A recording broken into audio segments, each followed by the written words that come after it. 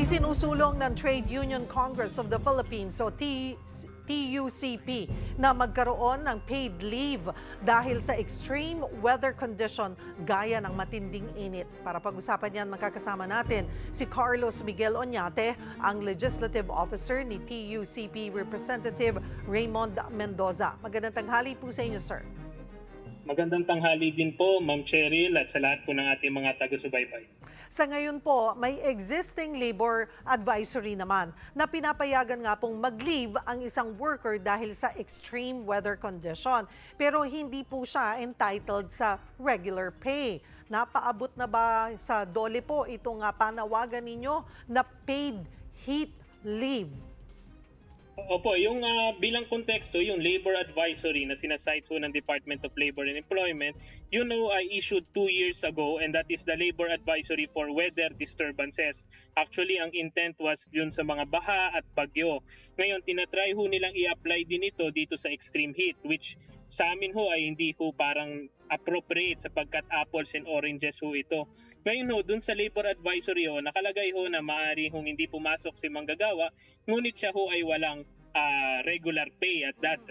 Alam naman ho natin, napakarami nung no pay, no work, no pay workers ho natin. So ito hong TUCP, ang panukala ho namin ay i-revisit ho itong labor advisory na ito at actually to come up ng isang bagong labor advisory ho for extreme heat. Kung kaya't nanawagan na ho kami sa Department of Labor and Employment na muli na hong i-convene yung National Tripartite Industrial Peace Council o yung NTIPC. Nandyan ho yung workers, nandyan ho yung employers at nandyan ho yung pamahalaan. Shared ho yan ni DOLE Secretary Laguesma upang ho to come up with this new labor advisory para ho dito sa kinakarap nating extreme heat sa gitna ng El Nino po. Sir, kakailanganin ba ng batas para magkaroon po ng paid leave dahil sa extreme weather condition? Actually po, ang patungkol ho sa pag-expand ng mga workers' benefits, pwede rin ho yan dumaan sa collective bargaining agreements ng ating mga organisadong manggagawa. Ngunit sa atin hong kinakaharap na marami pa rin ho ang nananatiling manggagawa natin na hindi organisado, dyan na ho papasok sana yung Department of Labor and Employment na maaari hong maglabas na nga ho ng labor advisory at department orders patungkol ho dito na lalabas ho sa pamamagitan ng konsultasyon sa NTIPC.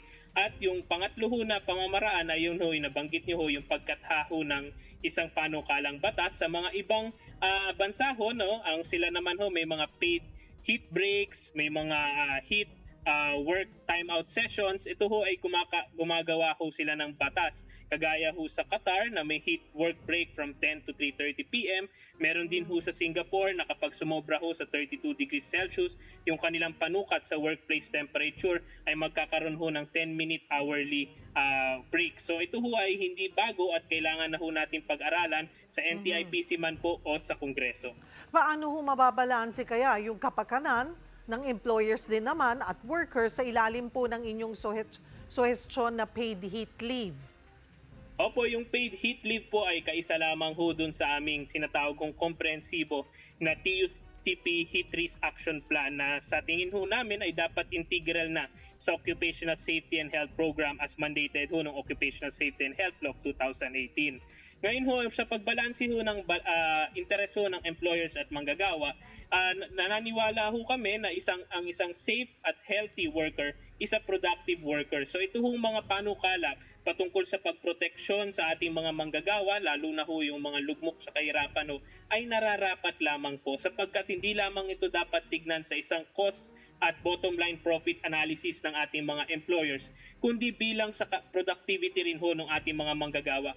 Kapag pinilit ho natin at kapag nagkuripot po tayo sa mga proteksyon sa ating mga manggagawa, sila rin ay babagsak yung kanilang productivity at babagsak din yung kalidad ng kanilang paggawa. Kung kaya't yung TUCP Heat Risk Action Plan na sa pangunguna nung heat break at nung heat leave na nabanggit na natin kamakailan, ito ay isang win-win solution both for employers and workers para patuloy tayong makapagtrabaho, patuloy tayong kumita sa gitna ho ng mainit na panahon. At Carlos, ngayong patindi ang init, ano pa yung dapat tiyakin ng employers para makaiwas sa heat-related illness ang kanilang outdoor workers? Opo, especially dun sa ating outdoor workers, yung ating TUCP Heat Risk Action Plan ho ay may 5 components. Nabanggit na ho namin yung panukala natin sa heat break, especially for outdoor workers ho natin from 11 o'clock to 2 p.m. na pwedeng gawin through flexible work time arrangements. Pangalawa ho dyan ay yung magdaos na ho ng heat stress orientation sessions as soon as possible ho. Kaya ho sa darating na Lunes upang ho mapaalala sa ating mga manggagawa yung ano ho yung heat stress at ano ho yung dapat gawin at may mga refresher course ho afterwards doon.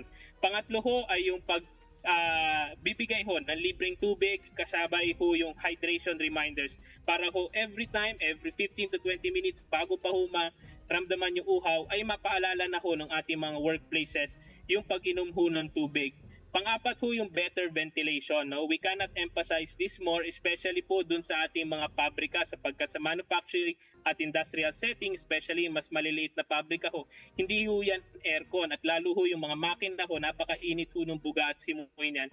At kaya kailangan natin mag-invest din ho ng mga additional electric fan o as simple as pagbubukas ho ng bintana. So ito hong TUCP Heat Risk Action Plan, naniniwala ho kami na ito lamang ay panimula pa lamang po. Ito yung basic ngunit fundamental na inaasahan ho natin yung mga workplaces across the nation ho ay dadagdagan pa ho rin ito. Alinsunod din ho sa DOLE Labor Advisories, pati rin ho dun sa ating Occupational Safety and Health Law of 2018. Maraming salamat, Carlos Miguel Oñate, ang Legislative Officer ni TUCP Representative Raymond Mendoza. Magandang tanghali.